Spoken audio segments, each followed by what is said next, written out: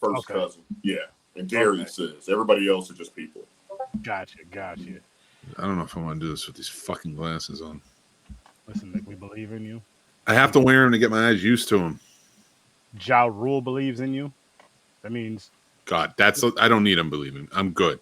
He's not from New Jersey, though. Okay, let me give you a Jersey rapper. Sorry. Let me give you... I'm sorry. Do you think it's Ja Rule because he's not from Jersey?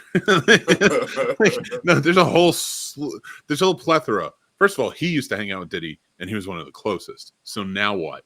What do you think? Redman. Oh, yeah, I'd hang out with Redman. Yeah, Redman. Or you could bring him back DMX. I'd hang out with Meth in a second. I'd ask him a million Meth? questions just about acting. What do you mean by meth? You know what I mean by Meth. You fuck around. You know what I mean by Meth. With those glasses on, He's trying to change his life, guys. I've been losing weight. You'll see why in a sec. Oh, because he's working hard. That's why. Don't lie to me. But listen, people, we're here to talk about a film that it was a rough one. I'm not gonna lie to you guys. It wasn't one of the worst we've done. Oh hell no! I've seen Blood Lake, but it might have been almost as boring as Blood Lake, though. This movie had its high moments. It did, but it took 40 minutes to get there, and that was only because of one person. But still, yeah, make it chicken helps. But I'm just saying, there was stuff like that. There was none of that in Blood Lake. It was just a bunch of terribleness. But the movie we are talking about is Shadow Puppets. Yep. Starring Tony Todd, and that's all that really matters to me. Starring Tony Todd? I mean, his name for the first 40 minutes of the movie. Yeah, that's exactly. He didn't want to be in the. He read the script. He was like, "Oh fuck." I would say this. Did he read the script? Was there a script for him? I don't think he read the script. In fact, I think he maybe didn't learn the script. But not saying that he couldn't. Not saying, of course, I would never besmirch that man. But he probably didn't read the script, and I get it because the dialogue is a lot. It's a lot to deal with. Like in fact, he said one line that I kept dwelling on is they're going to search around. He's got the Stacy, the woman, and he's got the gun, and he's like, "If I'm going down, you're going down with me." Why? You don't have to leave. Just leave. She would have been just fine in saying, "Okay, go. I'd rather not die. Just get out the door and leave." Get out of the way. And he took a woman prisoner for no reason whatsoever. Yeah, it really wasn't a bargaining chip in any kind of way. And anything he had going on. Technically, he took her prisoner to do the work that he said he would do with her. Yeah. But he threatened her in a way that's like, "You're going to die too if I die." Like, why? Well, I think it was just because he had the gun. Because somebody, you know what it was? Because somebody mentioned the gun. Like, why does he have the gun? Why do you have to take the gun? Because he was a criminal. Yeah. Out of all the people, I mean, that could have been the twist. Maybe if he was the doctor, I'd have been like, "Okay, all right." Or somehow controlling the shadow. That's what I was expecting. I mean, they had him chained up in there like freaking Black Jesus. His arms spread, his legs spread, and the first thing he does when they take the shackles off, takes piss. Yep. I hope that was his. That was, in fact, I know that was him acting. I'm going to say this right now. His idea. I'm betting $1,000. I wish I could ask, but I bet that was his idea because this movie has no other creativity. No. For the actors to just go and take a piss. No. That was one of the blackest things he could have done right there because he probably really had to pee. He's like, "You know what? Fuck this shit. I got to piss and I'm going to pee." Like, do you think white guys don't do it? No, I'm not saying you guys. We need to take a piss. Yeah, but you guys are different though. You guys, if you guys have to pee that bad, you're willing to piss on yourselves a little bit. I don't. I'm not that damn bold just to piss off in a corner like that. I mean, I listen. Maybe it wasn't when I was sober. I mean, if we're outside, fair use. I don't care. I'm peeing somewhere. I feel like that's every man's right. Well, yeah. All right. Stay away from schools, people. Stay away from schools. All right, not that. Like I meant like in the backyard. You said outside, and the kids say outside. They're talking about they're outside fighting or some shit. I don't know what they mean when they say that. You just said you were outside, so Careful, you might get Peter. There was a movie actually when someone did that. They peed out in the backyard or something. And there was like some kids looking at him, and he went to jail, like convicted him, and he had to go around town and have people sign paperwork and be like, "Hey, that's wild." Yo, that peeing in your room. That's fucking wild. Holy shit. Oh my god. Yeah, but So we had fake Heather Swank in here. We had, and I know it was the real Spike from Buffy, but fuck him and fuck his hair in this movie. Oh my god. Stand it. It really struck a nerve with me. His fucking red hair. He was so mad. It wasn't red. It was like a reddish, whatever the fuck color. Dark it was. brown. Dark, it looked like a reddish brownish shit. Whatever the hell it wasn't that blondish color. What was it? Like, what kind of blonde was that? Like a Bleach blonde? or something? I don't know. I don't do that. I'm not Cisco, so I don't even say I'm not white. I'm not Cisco, so I don't. Yeah, but here's the thing. Like, I would get it if he was blonde, and then decided to go brunette, and you're like, I hate this. But he is brunette. Before Buffy, he dyed it blonde to look punk rock. So all he had in his hair was his natural hair color, and you hate him for it. I could not fucking stand it. Listen, you're so mad. Listen, I got a message for you. Listen, man. If you're gonna go around being in movies and shows that I have to watch and review, if you're not gonna have blonde hair, just fucking be bald. Because that natural hair color shit looks fucking stupid. I'm telling you right now. Just or stop acting. You choose. I'm writing this down in my. You have more ick than women. Huh? You ever see those ick things, like where it's every time a woman's like, "Oh, ick," and it's like the weirdest things. It's like, "Oh, every time a guy uses his phone, ick." It's like, all right, that's you. Another thing I had to say to this movie. Now listen, I'm gonna go back about a month, maybe 2 months, really quick. I was talking about this movie Firestarter. I'm gonna mention it right now. I was not saying fuck you to Trevor on that episode, people. I was saying fuck you to the Firestarter movie, which made me make this fuck you button for movies like this Shadow, people. Notice why Trevor's not here though. So conspiracy theory still ongoing. Listen, Trevor is not here. Has nothing to do with Sturdy. He was just here last week. And that whole mix-up was like 2 months ago. But yeah, so Firestarter is the fuck you button. So when you see this button come up, it means the movie was a bunch of bullshit. This movie was a bunch of bullshit. I was hoping to like it because Tony Todd was in it, but he wasn't in it that long. And the part where after he gets unshackled and all that shit, after he pisses and all that, I thought he was gonna get killed off. When Mick, we were saying like, he's gonna get killed off right here. He was in the movie for like literally 5 fucking minutes. I would have flipped the fuck out. Like, what the actual fuck happened? See, that would have been the shocker. That would have actually made more sense than the actual shocker that they supposedly had at the end. Mm-hmm. I don't know. To me, the whole thing was just. What was the shocker in the end? I still don't exactly know. Well, like Dr. Itbay or whatever the hell his name was, Dr. Meba something, whatever his name was, that he was a doctor or whatever, and he was the one that I think that was that the shocker? That was the little twist. The vampire guy. That was supposed to be the twist. I guess. So the guy in the chair who was in a coma. No, not him. The shadow guy. No. The shadow was something completely different. That was like their little experiment thing they were doing. Yeah, that was created from erasing people's memories or whatever. The doctor was fucking fucked up hair. Spike with the fucked up hair. Yeah, it was a Buffy dude. So he was Mangala. That's right. Yes, he was. Okay. I'm not calling him Spike with the fucked up hair. Did you say Joseph Mangala? Well, I think that Mangle or whatever they call him in this, but it sounded like Mangala, so I was like, I went with that. Because he was like Jack Mangle, and I was like, are you going Mangle, or are you trying to go with Mangala because he's doing that? Would have made more sense. Like anything would have made more sense. The bones of Joseph Mangala turned into a shadow and terrorized the people in the insane asylum. Boom! There you go. You have a story. Like there was no legitimate story as to why that shadow thing was there, besides trying to erase people's memories and change them or whatever. But that still didn't really make sense. And No, actually, that didn't make any fucking sense. You're gonna just zap them like you did with the doctor that was passed out in the chair or dead or whatever the fuck was going on with him. yeah, but I could have swore that was Hillary Swank at first too. I was like 100% convinced. I was like, is that her? But yeah, That was Jolene Blaylock to Paul from Enterprise.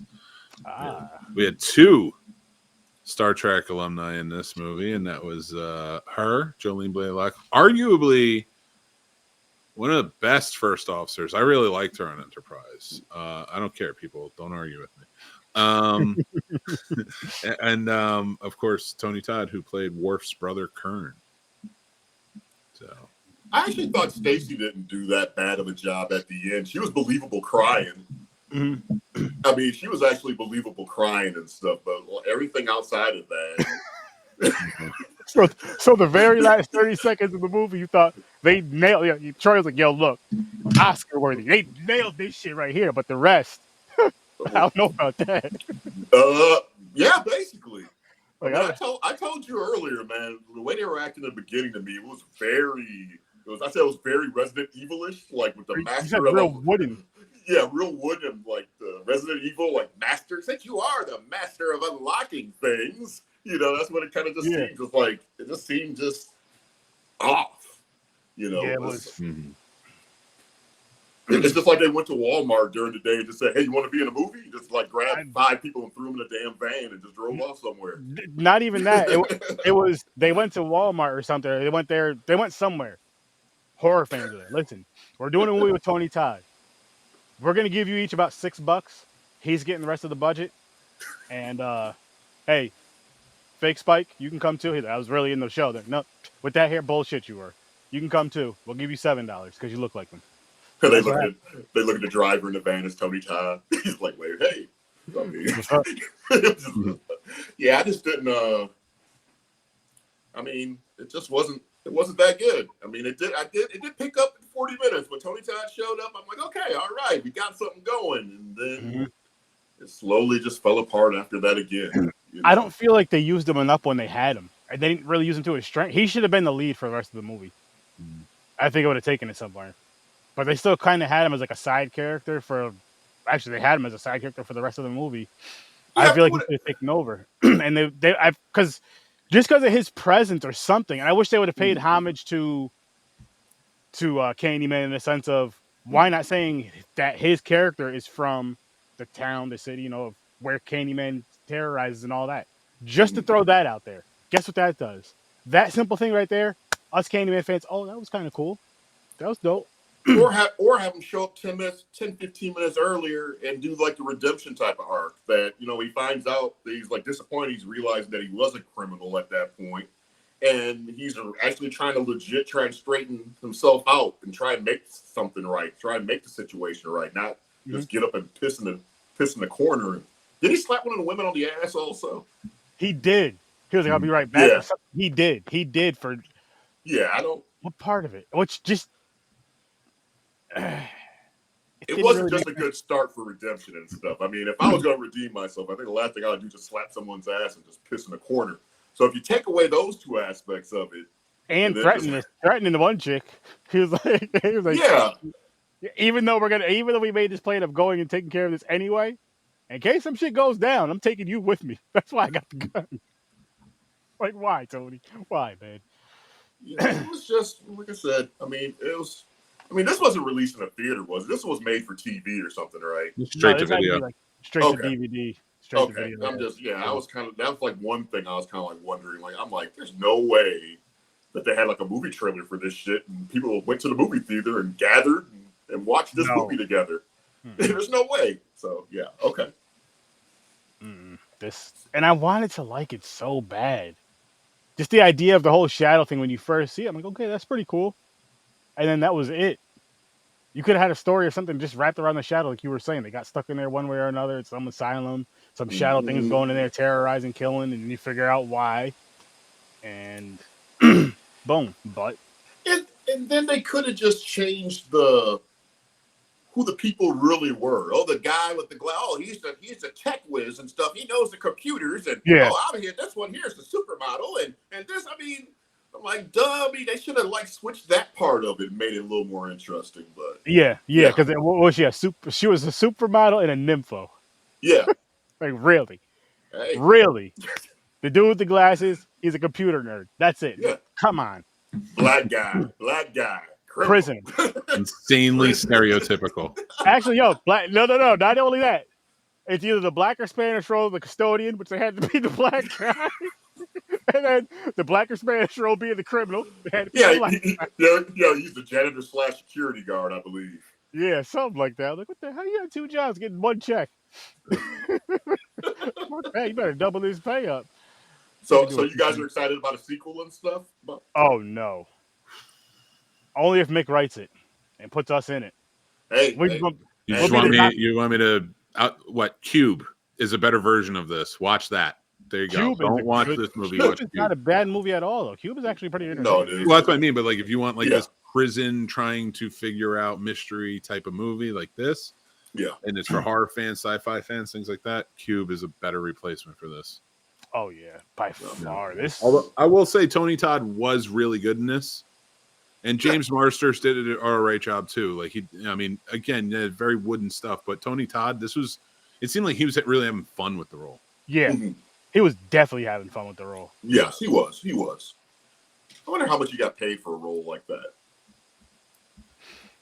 Scale. I'll tell you what, though, it took the money back for him coming with that fucking stupid ass haircut. And I'm not talking about Tony Todd. I'm like, listen, man, you got to dye your hair. We're trying to sell a movie here, man. This is why the movie flopped, because of you and your fucking hair. Oh my god, no, it was a terrible movie too. But that really, I'm Troy, because me and Mick were watching. I had to do like a watch party thing. That shit really fucking bothered me. Every time he came on the screen, I was complaining about his hair. Every fucking time, damn near. It was getting on my damn nerves. Man, I missed the watch parties. That shit was fun. Oh, yeah. They're coming back. I will be around. That was some fun shit, man. They're coming back, man. Shit. Watching 80s, old school 80s movies and shit. That was a blast. But the days. Yeah, like days, like 2 months ago. 35 years ago. Oh my god, this movie was bad. Well, name one highlight outside of Tony Todd. There had to be Jolene Blaylock in underwear the entire time. All right, I'll even take away the obvious of stuff like that. I'll say the first kill with the shadow thing was pretty cool when they showed the things coming out through the guy, like through his chest. That was pretty clever, and him going like this and like realizing he can't do anything. Why not do more of that? Give us more shadow people kills throughout the movie. Because they wanted people to talk in rooms for 10 minutes and then show them running around for another 10 minutes and then finally have this shadow thing show up. That was another thing that got on my nerves. Yeah. Me and Mick were talking about ridiculous. Yep, that whole 40 minutes could have been done so much better just to enhance the movie for when they decide Tony Todd shows up. One part that I did like was the girl that was in a swimming pool. I mean, outside of her swimming pool, but her getting out. And then them like showing the shadow. You kind of had like that. Remember that movie Species with the alien shit? That kind of like gave me that vibe. Where it kind of like showed she had like some like tentacles or whatever for like a minute or whatever. I mean, that looked kind of cool and stuff. I thought that was maybe a direction they were going to try and go in, where the shadow was kind of like revealing who these people were, who the bad person was, or who the monster was. You know what I mean? But they didn't even go that route. So I don't know, man. No, I agree. Yeah, it was a rough ride. It was a rough fucking hair day for this son of a bitch too. Look at this. Let it go. I can't, man. This is just. It doesn't make any fucking sense. Nobody's hair should look like that, especially his. That's just. Oh my god. It could have been way worse. I mean, it could have been way worse. They should have gave him more money and just been like, listen, man, we'll pay for the dye because this is just this is really. It's gonna bother somebody. He could have had that Giuliani dye where it's like dripping and sweating off the side of his face or whatever. It's gonna bother somebody out there, and they were right. The creators of this film, they told him, they said, "Listen, your hair is gonna bother somebody out there." He's like, "No, it's not. I'm Spike," and no, you're not anymore. You're just a dude with some fucked up hair. Jesus, man. That's what this movie was about, man. His bad hair. It was about here's how I can connect it to his hair. and Hootie and the Blowfish. I'll get to that in a minute. Oh my god. The bad hair Oh part. shit. You have a bad script, right? And he was just feeling bad about himself that day. He read the script and he was just like, "Oh fuck, man! I was about to get that bottle of hair dye, but I see where my career is going. I'm not gonna do shit with my hair." And that fucked up the movie. I'm telling you right now, if his hair was blonde, this would have been a better movie. This would have been a better movie. This movie sucked. I'm not gonna lie to you. I only cussed you out probably 2 times and stuff watching this movie and stuff like, damn. Oh, that's fair. That's fair. I can handle that. Twice can this time. Twice this time. But I will say this. Would I watch this again? No. Should you watch this? At your own risk. This movie was just bad. And there was no redeeming qualities of laughter or something that really just grasped you besides the what was there, 1 or 2 really cool kills with the thing. Then you had it taking the chick underwater and then bringing her up, and it didn't even show anything. It was just a shadow, and you heard her screaming. That sucked. I didn't even hear her scream. This is like I didn't really know at that point maybe I checked out at that point. That might have been this countertop needs to be wiped down type of shit when that part of the movie was going on. Because I remember the guy saying get out of the pool or whatever. I remember that part. And I remember the shadow like kind of creeping up, you can see it like in the water, but I don't remember anything that next like 3 or 4 minutes after that point. And he brings that up too later, and she's not a part of it, right? Like she gets killed by it. Mm-hmm. Doesn't she? Yeah, so like so I never understood, like I didn't understand then, like what, because you set it up, then he calls back to it in reference, and then you never pay it off. Mm-hmm. No, because I thought it was a part of her at one point. Yeah, because that was the perfect definition of the perfect setup for foreshadowing. Just that first initial scene with her with the stuff that would have been perfect. That would have made sense at least, but it would have been 10 times better. Well, it would have been 1 time better, 2 times better. So this monster just dissolved people into like nothing, just in the blood splatter, basically, right? That's unless it brings it down, I think so. Unless it brings it down to that thing, because remember where what was her name, Suzanne or some shit, fell in that thing. Stacy. Dumb as shit. That was a part that was laughable right there. It's like out of any place in the world you're gonna go, is in that damn thing. No light. Yeah, in that damn thing. And what bugged me too is they said how light, like they mentioned light was its weakness. They didn't try to use the flashlights at all to protect themselves. Like they had the flashlight in their hands, didn't turn it on or shine it on the shot. They just let it happen. I'm like, what the fuck? They just start running, screaming and shit. Oh yeah, that part right there made 0 sense. On my cue, let's turn the lights on. Now, what the? Why? And why didn't they close the damn lid once they got out? That was another thing. They just left the lid right open. Why didn't they turn the lights on running down the dark hall? Just turn the lights on before you even go. Just turn them on. You're acting like the flashlight's going to be on for like 2 seconds and then turn right off. Turn them on. Go down the hall. Oh, my God. I also want to understand the physics of the shadow monster and how shadows work. Because is it really just a beam of light has to hit it to hurt it? Because light is light. Yeah. And I don't... And don't even get me started on the lack of cinematography in this movie and the fact that you're telling a story about shadows, but everybody had a goddamn shadow because you were lighting low. Anyway, I hope they picked it up since 2007, and I'm sure they have. And this is a feat for somebody to do. They made a movie, but when you're making a movie about a shadow monster, stop putting shadows in your movie.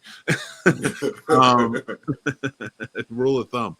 But one of the big things for this one with me was it showed up in rooms that had light. How does light not affect it? Because like it can't go into the room, like the padded rooms that are really well lit. But it was standing at the doorway where the light was shining through. So it's just like there's a vicinity. And then when it's flying through the woods and it's like it's daytime. Yep. You literally need beams to beat this thing. Because you mentioned it. What did you say? You were like, it's daytime. How's it so? And on top of that, why is it going up, up, up, up, up? More. It flew into the light beam. Yeah. Made 0 sense at that part. I'm just like, why? Just Yeah. They tried. They tried. It was way too fucking. It was an hour and 42 fucking minutes too. That's too long for a movie like this. It was too much. Like I swear, if somebody cut all the times they're walking quietly with the scene right before that precludes it, you're gonna and take that audio and just put it over them walking. I know you can't match it up or anything. You would cut this movie down by like 20 minutes probably. Mm-hmm. I think that'll make a big difference. I think it'll make the story. It'll make the story It'll make it way more cohesive than what it ended up being. That would make it make more sense because there was so many parts where they're just standing around, they'll be talking, and then they'll go on this little journey, not say a word to each other. Like, what the fuck? Yeah. Why do we have 10 minutes of silence and 10 minutes of nonsense in this one room? Go ahead and move and talk. And then the damn door scene, when the phone was ringing, the door was locked. Everyone tried their go at trying to open the damn door. I was like, okay, well, you're turning the knob. Obviously, you throwing a chair and then running up against the door a couple of times. It's not going to open the door. You know, it's just like that. I thought that part was ridiculous. It was like just overacted all the way across the board, even for Tony Todd. You know, but he was well paid out of everybody. I'm sure that he got paid great, and everybody else got a banquet dinner meal and stuff. And like with 2007, like Jolene Blalock and James Marsden were sort of like past their hits, you know, like with Buffy and Enterprise. But like, Tony Todd would have had to be the draw here in 2007. Like, he's the biggest one. So, they did utilize him well, but just for like first 40 minutes, he doesn't show up. Like, it's that's too much for somebody who you're really banking on. You know, I didn't even know the other two were in it. Yeah, or even give him enough time where if you're gonna have him be the criminal, have him in it like 15 minutes before, you know, have him like a nice normal guy and stuff, then kind of reveal like, oh shit, I am a criminal or whatever, you know. That would have been interesting. Yeah. You know, but or take the orderly out, and I realize I'm taking out the other black actor in the movie, and I don't mean to, but like it was sort of a pointless kill. Like, you set that whole fight scene up, it didn't need to occur. You could have set that up with your main characters when they meet later. Because you keep popping surprises in, and you could have saved that kill for one of those main characters that now we're deeply affected by. And and you could have cut that scene out and then got them to Tony Todd even quicker. You know, you eliminate the nurse also. I would.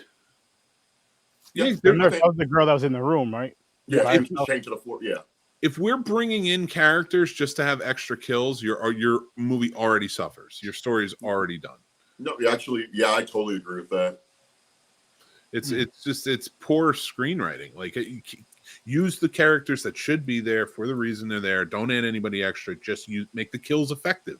You know, make us deeply care about these kills, which we didn't care about any of them. In fact, the only one I do care is the one we mentioned, which was the character I said doesn't need to be there. Because it was a cool death. It was the only cool one. I mean, that's where they failed. Like, when you know how you just said if you throw in the extra people for no reason, just for extra kills. If you're gonna throw in the extra people, they need to have some of the dopest kills in the film. Utilize that shit. If you're gonna have, if you're gonna throw in the extras for the extra kills for the quote unquote, you know, the mindless, pointless people that are in the movie just for extra kills and shit. Make those kills matter. Make them memorable. Because there's only one we keep talking about. It's the very first kill of the damn movie. It was a really cool kill. Why not do more similar? Where Stacy falls in was kind of cool too. Okay, that's fair. Yes. Only because they set it up well by telling us what it is earlier, getting it completely wrong because that is not what a sensory deprivation tank is. People don't fall for it. It's not a trunk. No, but that was like, and that's sad. That's the first kill and the last, like basically the last kill. That's a sad horror movie for you. Like your good kill to the person last. Well, because of her role and stuff, she wasn't affiliated. She wasn't doing anything wrong to anybody. She was like really just doing her job before her mind was, you know, wiped and stuff. You know, and like I said, I really believed her when she was actually crying. I believe she was terrified. I really believe that she was scared when she was like all curled up, you know, side the wall. I really bought it, you know. Yeah. Well, more so than anybody else and stuff. I mean, and I agree. yeah, and I mean, yeah, if there's anybody, I agree with Nick. If there's anybody I cared about actually dying, it probably was her. That's probably more so than even Tony Todd. I mean, I thought he got a little redemption in there. He killed the bad guy or whatever. But I mean, I don't know. I would have liked to see him survive also. I would have if he didn't threaten to murder everybody else. not even everybody else. Just like the one innocent woman that's with him. Which true. Fuck you guys, by the way. You couldn't send like the nerdy guy with. Oh, I guess he had to stay back because of the computer. That's he's with the computers. Which was what kind of hokey ass Jurassic Park shit were they pulling there? What? They weren't even connected on the same network. Nope. Well, the other computer doesn't have to have no mouse, keyboard, or nothing. It just has to power up. You just need to power it. Really? Okay. I mean, I wish it was that freaking easy. I wish it was that damn easy. You can just remotely sign in because I mean, like, it's not on the same network. It's like I don't need no passwords or anything. No, I just power it up. Everything just syncs. So crazy. Yeah, it was. It was weird. I want Riff Tracks. I hope Riff Tracks has a version of this movie because that would be a funny one to watch. Yo, you know how much talking you'd have to talk for most of that fucking movie. All them scenes where they're just walking, not saying anything. You gotta make shit up. It's like Aaron Sorkin's worst nightmare.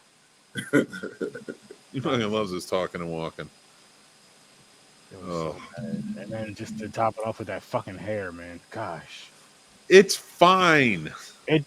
Don't lie to people, Mick. That was bad. It's his normal helmet hair. Well, yeah, you can't knock the guy for his normal hair. He needs to cut it. He could do something about that. It is exactly the same hairstyle as Spike, except it's brown hair. That's it. I'm just saying. Some people can't pull off brown hair. Did old white men with white hair and white beards hurt you, and young men who had blonde hair but now have brown hair hurt you? No, it just looks stupid. Figure this out. It looks stupid. Yeah, you were slighted by both. You hate Leslie Nielsen and like Steve Martin, and then oh my God, you hate them? They're not funny. Thank you. They're American treasures. How many other guys you know that like Leslie Nielsen could just read something and seem so serious and be just so damn funny all at the same damn time?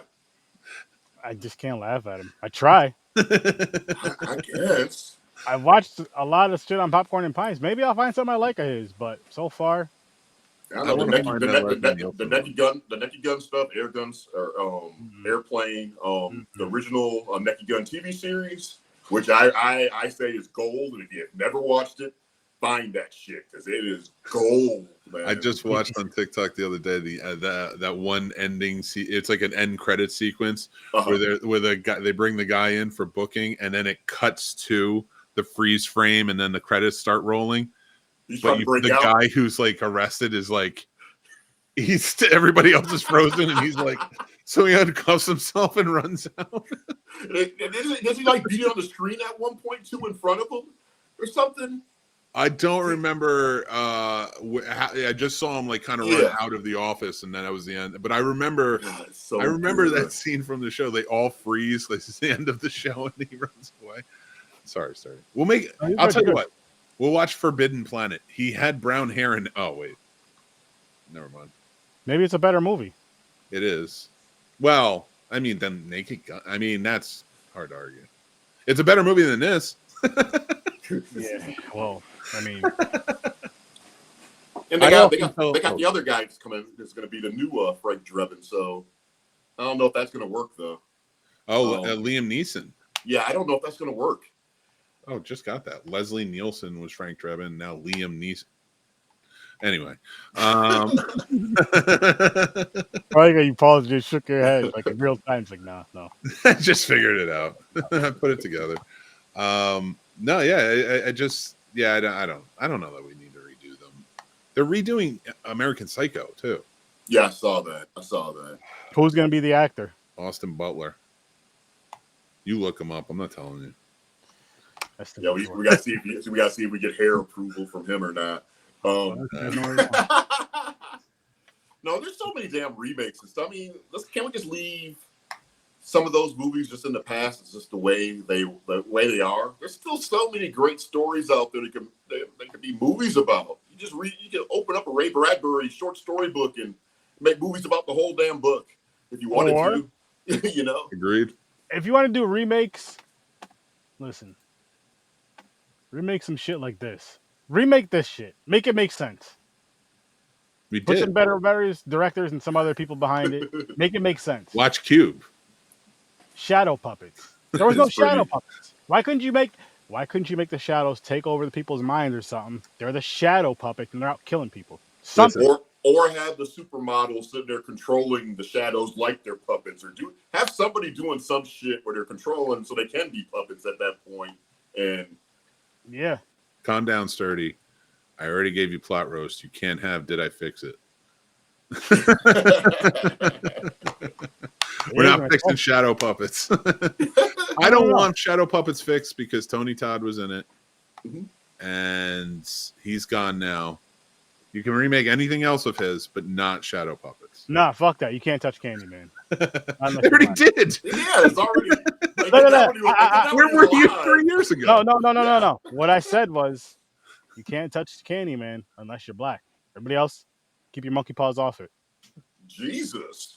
Well, technically, Jordan Peele's company is called Monkey Paw. So. Yeah, but it wasn't a shot at Jordan Peele. It was a shot at everybody else's monkey paws. Keep those monkey paws. Clearly aware you were not telling Jordan Peele he's not allowed to remake Candyman. Jordan Peele can do what he wants. Jordan Peele's a saint. Jordan Peele can do whatever he wants because he's putting out great stories. That too. Amazing stories. I understand why some of you people don't like him. I don't know. I don't think people that don't like him. I think the people that I do know that don't like him, I think they just overread into what he's trying to do, you know. And I think that's where if you come in, like we've talked about it before, if you go into a movie with the mindset that, oh, this character's going to be too OP, so I'm automatically going to withdraw this movie or whatever the case may be, you're not going to have a good time. So you're just wasting money going to the movie theater anyways. You got to have some type of an open mind. So, you know, what bugs me about people who don't like what do you call it, Jordan Peele movies? It's the same people that like, and don't get me wrong, I like Taylor Sheridan's shows, but they're heavy-handed as hell. Mm-hmm. You know, they are definitely pitching a way of life, a lifestyle, their whole agenda, the whole nine. Mm-hmm. And I'm not against it, you know, because it's indigenous people getting, their word out there and stuff. But the same people who are completely fine with that and watching Cowboys for 20 minutes with nothing else happening, just Cowboys being Cowboys, would come in and start bitching about the heavy-handedness of Jordan Peele when it's like he's the most subtle. I agree. Then there's no heavy hand. As a white man, I can watch that, learn from it, but I could also just watch it and not take any of it because it's not heavy-handed. He's not smacking you over the face with anything. And it just pisses me off because it's the same fucking argument every time. And it's like, but you watch this shit. Yeah. Well, there's people like that even with like Black Panther or whatever. They'll watch every Marvel movie underneath the sun, but they'll take a step right over Black Panther. And I don't think there's anything. Like with me, I'm out about Black Panther because Black Panther might be in my top 10. It might be like 7 or 8, but it's not my favorite Marvel movie. And I tell some people, they look at me like I'm insane. You know, you're not representing the culture. I'm like, well, I mean, yes, you are. Because the culture to represent is a fan of a movie. Absolutely. That's the culture that we're talking about. That's the culture that we are, people. It's not a black or white. We're just a bunch of movie lovers, and we all have unique opinions. And the beautiful thing about us is that all three of us can love one movie, and we can describe it in 3 different ways. Yes. You know, and that's what's awesome. You know, that's what's amazing about the movie community. You know, that's same thing with bad movies like Indiana Jones or this. Boom. Same thing. We could discuss it. We could all hate them. And we all have our, see? They know. That's why they're not saying anything. No. I'm not saying anything because it's your show and I respect you. Kind of. Indiana Jones is an American treasure. I will always live and die by it, you know. You both gave me shit over the past couple of weeks over my feelings of Indiana Jones, but hey, there's always going to be one. I don't know. It's just that the thing about that franchise is, I mean, like my favorite is The Last Crusade. I like the father-son dynamic more so than the other ones. And even like the newer movies. I mean, even the newest movie, I did not like hate it.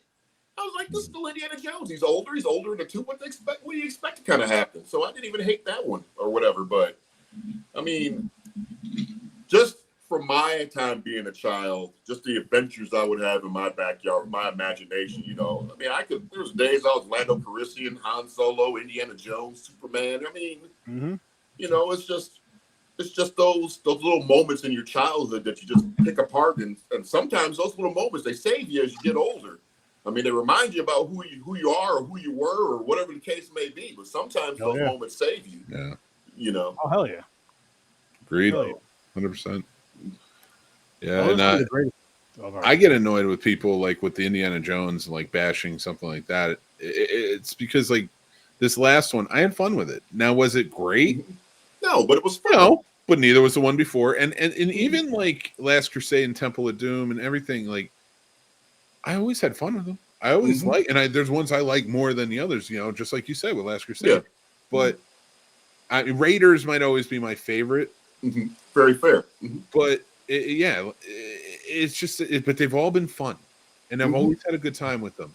And if you're going to tell me by the time you get to the fifth one and he goes back in time, that's unbelievable, but face melting is believable, and then the ripping out of the hearts and all that, and the voodoo and everything, that's fine. And then it's like, what are we talking about? When it comes to Indiana Jones, like nothing's believable or it's all believable.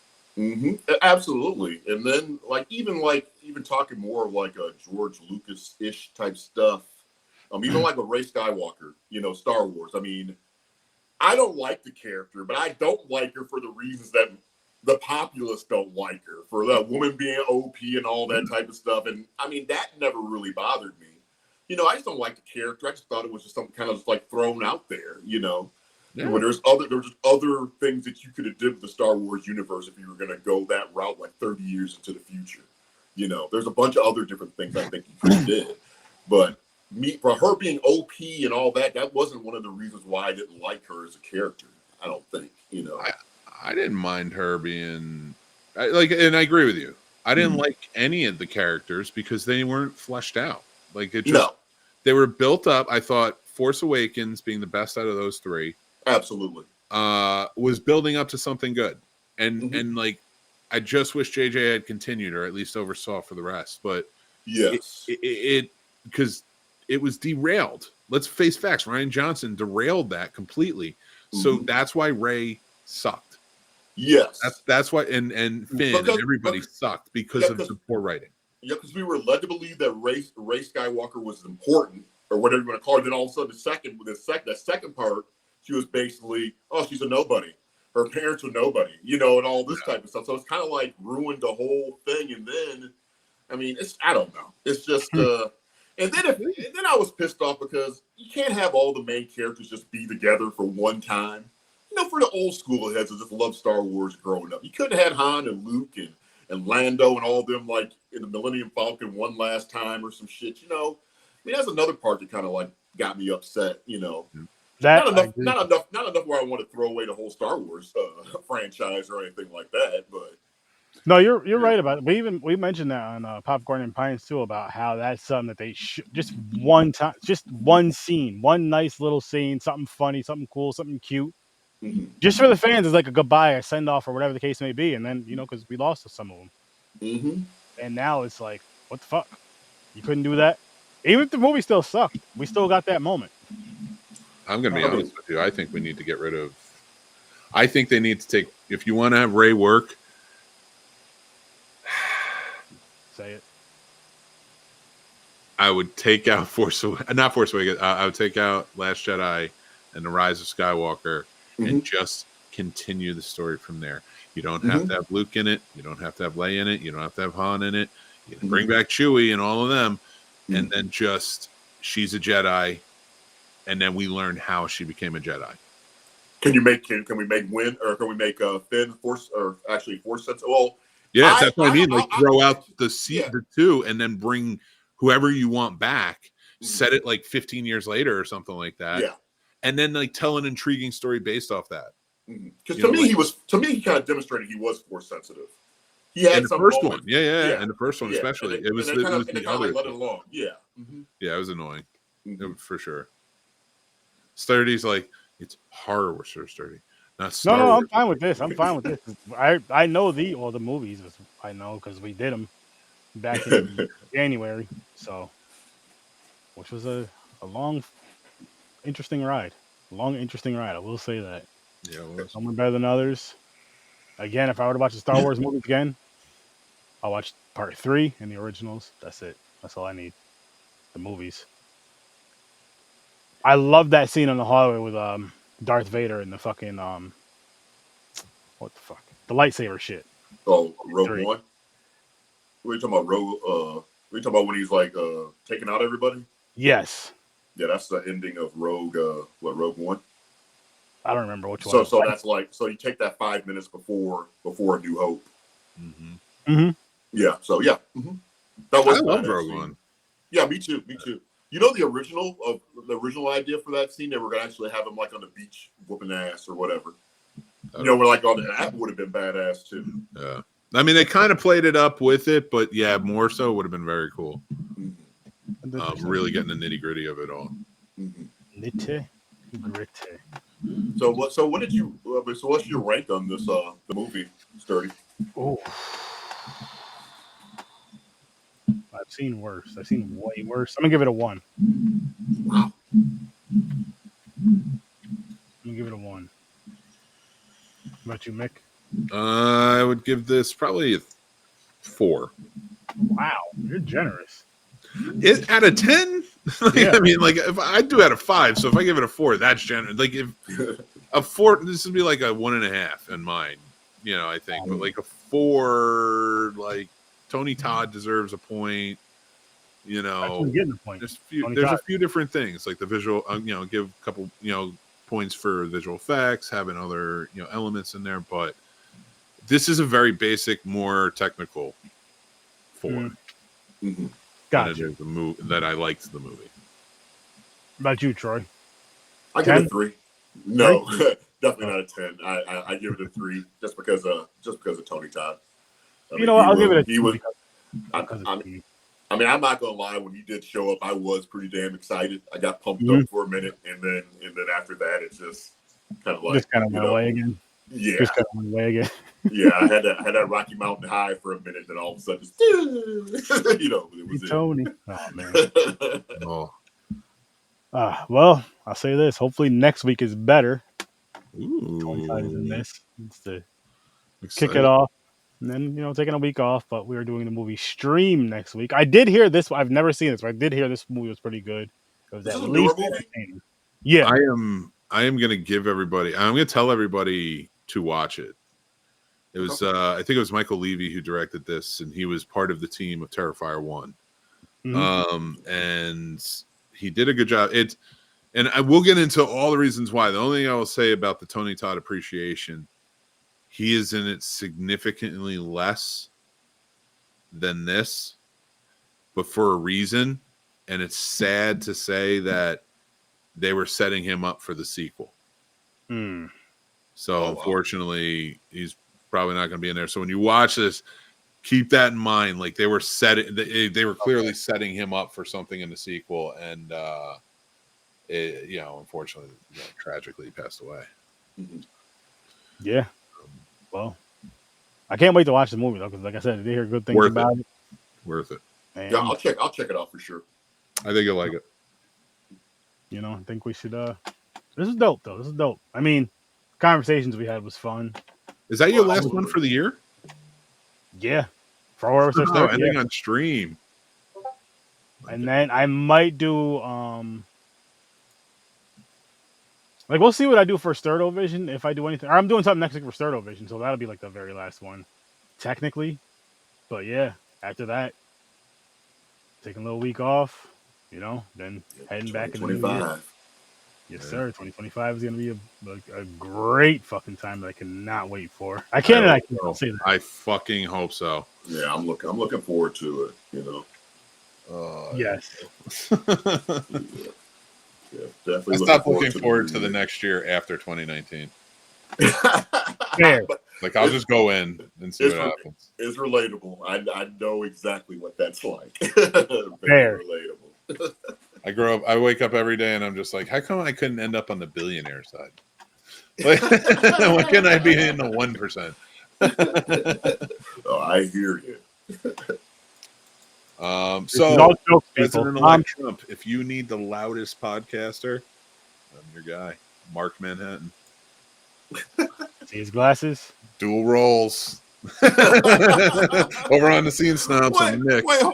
But I am loving America as Mark. Yeah, see, that's effective. That won't work for me. You can't put glasses on me and call me Trey or some shit like that. It ain't gonna work. Same. Oh, come on. We got Santa Sturdy going. Let's see. Oh my God, it's fucking Keith David circa 1978.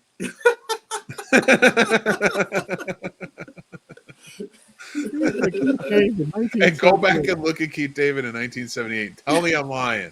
Oh my goodness. I'll take it. Get you ready. Oh my God, I love it. Oh man, but listen to this.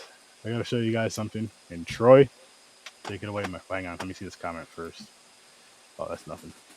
That's nothing. That's just my stuff. You should make him big if he's making an announcement. I'm gonna pull this thingy up first, and then. But boom. That looks exactly like me, but is it me? That's Mark. That's good old fashioned Mark Hill. Mark Hill. Mark Hill. It's cool. I'm looking forward to it. You know, like I said, it's a start. 2 episodes a month, and I said Sturdy's going to be my interim co-host, but anybody else is welcome to join. Definitely would like to have you on Mick the second episode. We're going to be talking about anticipated movies for the year, or most anticipated, or whatever. So I'm sure we all have like our own deal. So I would love to hear. I would love to hear that because there's going to be a lot of good movies next year. So for sure, definitely I'd love like to have you on. All right, talk some movies with you. Hell damn yeah! So see, I got two shows already set up. Boom. There you go. I'm real happy for you, man. Like I'm real excited for you. That's why when you asked, I was like, I got it. I gotta get my guy. I gotta help my guy get started with this show because I know he wants to get a show, and I know how it feels when you want to start a podcast, especially when it's something where it's like conversational. You want a movie and you want someone to talk to. Mm-hmm. So like for me, it was like hitting on my brother Henry or hitting on my cousin Michael. Like, yo, what are you doing this weekend? Yo, so let's watch that bet. Matter of fact, I'll order the food. Let's fucking 3-4 movie. Let's just knock some out and then talk about it. Yeah. And that's how it was at first. And it gets tough too though because school, work, and kids get in the way. And I mean by them with their school, us all working, and then their damn kids get in the way. Their school, the kids' school and work getting in the way and all that. I joke, I kid, but you know what I'm saying though. There's like all that shit. There's all these things that are just like stockpiling. So just like, listen, I'm gonna be there. I'm gonna be a temp because I know he's gonna find someone that's gonna lock in. But I'm gonna be a temp, get him going. He's gonna knock it out. Well, no, I appreciate it because it could be because I've done like radio shows, like internet radio shows for like years, but it does take a lot of time. And now I'm at the point in my life where I don't really have the time to produce. I just want to click the damn screen and just talk and do my thing and be out after that point. I don't have to worry about anything else, So, he's at that age too now, people. He's 65 years old. That's I'm 50, but that's what he tells. That's his industry age is 50. well, I can still stick and move, so they say. Anyways, I'm trying. That baby making stuff. He's old and nasty now. Talk about sticking and moving. Hey, no, that's hey, listen, Erykah Badu. My friend over here is single, and he wants you. Erykah Badu, Erykah Badu, she can get it. She was in House of D. Huh? She was in House of D. House of D. I'll let you find it. It's a good movie. It's a very good movie. I'm going to do a search on that. Yeah, because she can do. I mean, she can get it. I'm telling you, he loves her. I don't care. Some people say she's a witch. I don't give a shit. I don't. Yo, that is a typical guy answer with like that woman that they're just like absolutely crazy about. Just like, man, like, she killed. She's gonna bite your head off. Like literally right after. I don't care, man. I don't give a shit. Like No, what like happened that. to Troy? Like Robert was telling me, he's like, they say you can stare at people's eyes and you stare at eyes and mess up your soul. Shit, I guess my soul will be fucked up. I don't care.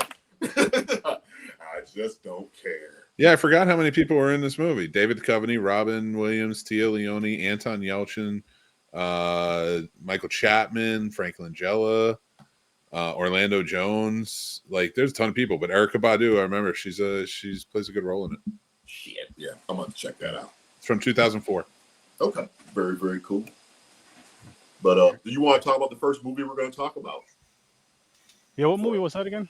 Django Unchained. Yes. Yeah, I've never seen that before. Oh, great movie. Yeah, it is really. I mean, arguably, depending. Well, I think with Quentin Tarantino is like a mindset thing.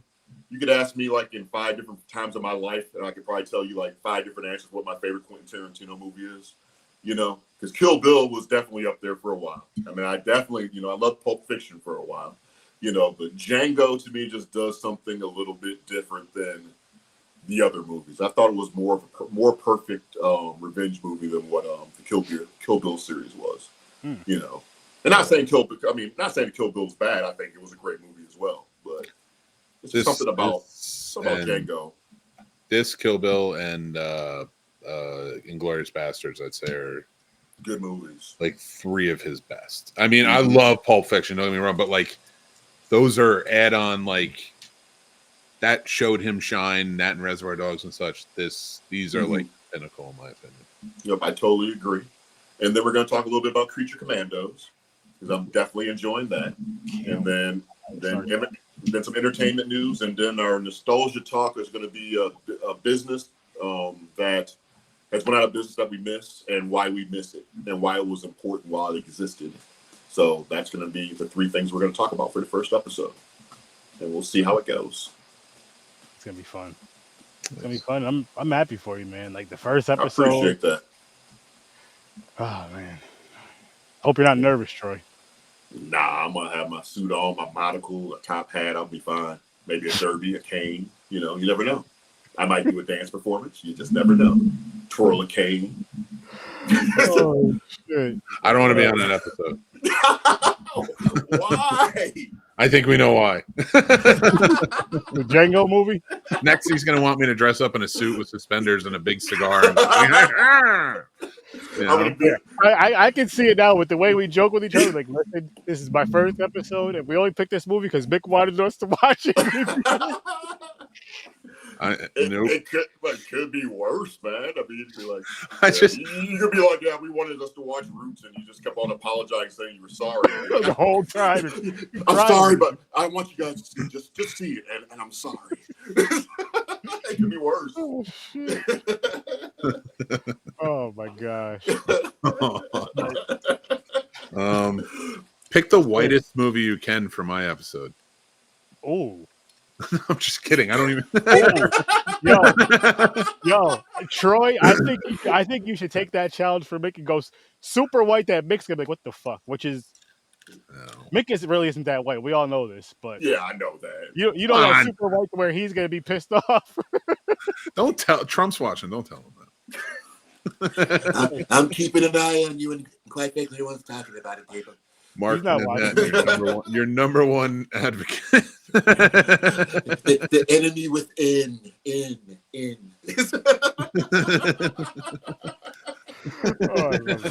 When the glasses are on, I'm for tariffs. Oh, I'm not. Glasses on you gotta have the strong American bumper in the background. I'm Mark Manhattan, and I'm for tariffs. Mark Manhattan and Mark Hill. I love America. I'll be Mark Hill, and I'll just do the bit where I keep on walking up the shit, put my leg up on top of it, and just get higher and higher each segment or whatever. That would be hilarious. But seriously, make sure you guys tune into his show, January 9th. It's going to be a great freaking time kicking it off. And then Mick is going to be back here not here, on the Scene Snobs, Tuesday, the 17th, Christmas episode. Hell yeah. A bunch of dope shit's going on. My black ass is going. I love Yeah. hanging out over there at the Scene Snobs. Troy's black ass is going to be there. He loves hanging over at the Scene Snobs. And hopefully there's a bunch of us over there. Mick's definitely going to be there. He is the Scene Snob. So make sure you guys show up to that and have a great time. It's going to be a holiday hootenanny, right? No, he's not. Yeah, it's going to be Christmas and Y2K themed. So 25th anniversary. And I am the Scene Snob, but there are the Scene Snobs. Paul will be there, of course. Of course. Producer Paul. We got to get, He's marking Mick. If he puts his glasses up, he's Mick. Paul will be there. See, I want to get Mark and Mick on my show at the same time. I had an idea for the podcast, the video podcast, to interview myself and record it like this, and then edit it that way. That'd be badass, actually. I was like, I can't do it at the moment because I was like, this is too much. It's just too much with actual planning real episodes. And I was like, I can't keep adding this to my plate. But I am excited. I might give that a try again. I have tried it with other things, but I want to play with it a little bit. That'd be entertaining. Oh, I am doing a DJ set on Saturday night. Maybe tomorrow. Maybe. But definitely Saturday night. Yeah, definitely Saturday night. No, last Saturday night was a bunch of new people. It was a blast. We were playing like just 80s, just music the whole damn, like 80s, like Prince and Michael Jackson, just the whole damn night, like 2.5 hours or whatever. And everybody was engaged and communicating. It was a really, really good time, Had my drink and had my oils. The oils kicked in about hour number 2, and I was just loving it. I was loving it. You guys need to tune in. Like if you guys just want to kick back and listen to music and get some laughs, definitely go there. Especially if I'm there causing. I mean, I'll be over there causing trouble every now and then. We talk some shit. We talk some shit. Me and him go back. Like, it takes not even 5. The full song won't be over 5 about my bullshit, and then he goes right back and feeds right into it and gives it right back to me. But it's a great time, fun people, fun atmosphere, fun vibe.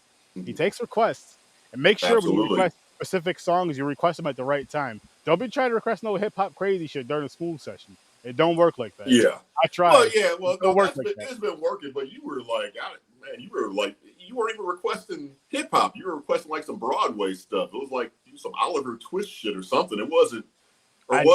Oh no! No. It was that Charles Hamilton album I sent you. But I was just like, because the first song would have fit with the vibe you were going with. But I'm like, he doesn't even have that song on there yet. So. Matter of fact, you reminded me. I gotta dig back through the messages. I gotta find that link so I can add it. I got you. Okay, yeah. I'll add it because I got because I'm off tomorrow. Hell, I might do a set tonight and just say F it because I ain't got nothing to do. I mean, it was like once you get older and stuff. Let me go ahead and lean a little bit forward so I can teach y'all something. You're young and something. Sometimes. Just working hard during the day, just getting your ass home and having a Tombstone pizza is bliss. It really, really is. Sometimes I get home, I just get that pizza, and I'll just be sitting there, I'll just sit on the couch and be trying to watch some TV or playing a video game. I'll be like, no stress, no nothing. I'm like, you know what? This ain't that damn bad at all. Compared to like other shit, I'm gonna tell you this. There's times, right, where the wife will come, hey, what do you want for dinner? You know what? I'll just stop at Fred's and get some bread and get some she'll either get the chicken salad or the tuna, make some sandwiches, have some chips, and I'm good. I'm gold. Day after work, I'm chilling. Like just something. I don't think people really understand that. Sometimes the simplest things, like as far as a meal, some dudes, oh man, I need a heavy meal. Fuck that. Give me a goddamn sandwich some nights. I don't want no heavy ass meal all the goddamn time. That's why we're so damn unhealthy in America as it is. No, you're right. Like a nice sandwich or like a nice pizza or something after dinner, just like something real simple. It damn near brings you back to your childhood when you're like, when you're at that stage, when you're old enough to get home on your own and make something on your own, and it's usually a Tombstone pizza, a sandwich, hot dogs, fish sticks, something real simple, real quick. Not even because you can't cook; it's because you're lazy. At the end of the day, it's because we're lazy. We get used to that peanut butter and jelly shit to where we love it. Then as adults, it's just like, yo, this brings me back to my childhood. It's just like, I was a lazy bastard. I could cook my ass off, but I'm just coming home making peanut butter and jelly because it's quick and I want to get home and fucking just get. You know what it is too? It's like getting the eating over with and just kind of relaxing and doing nothing. Yep, Doing I nothing totally agree. feels so good. No, it's just I'm a firm believer. You know, lately I think it's like, you know, you like sometimes you kind of put yourself in a corner. You kind of like, well, why is all this bad shit going on? You know, well, maybe like these things are happening is just because maybe you're being tested that because you're still not appreciating the small things. You know, you're not appreciating the little things in your life, and maybe that's the reason why you're getting like beat over the head by a bat, like all this other shit. Because you're still not grasping those little things. But once you start grasping the little things, those big things don't even mean anything anymore. It's just like, oh, that shit happened. Well, I got this Tombstone pizza. So I'm gonna sit here and chill, you know, and I'm gonna fight another day tomorrow. And again, you know what I mean? Going back to like where it's. You remember before where sometimes it was like, damn, all I have is fucking Tombstone pizza and some fish sticks and this and some ramen. I got to make it work.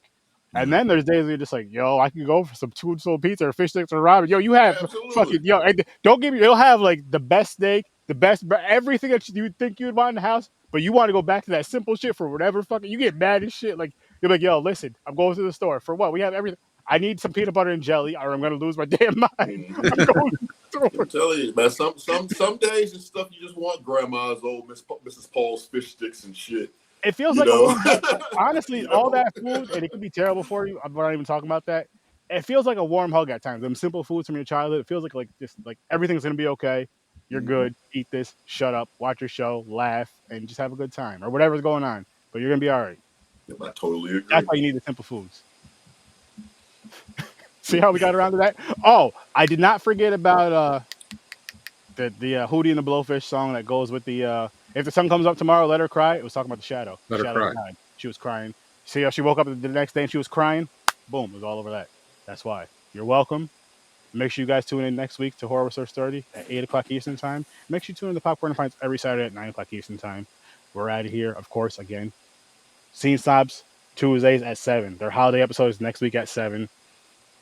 This gentleman right here, down here, Troy, January 9th, his live or his pod. But go over to his TikTok because he's always DJing something. Go in there. Request some stuff. Again, request it at the right time. No Drake, though, people. That's not allowed over there. We're not having that. No snitches over there. You ain't going to be going over there, starting sharble and then tattling. Oh, no. Fuck that bullshit. We're out here. Peace. Have a great night.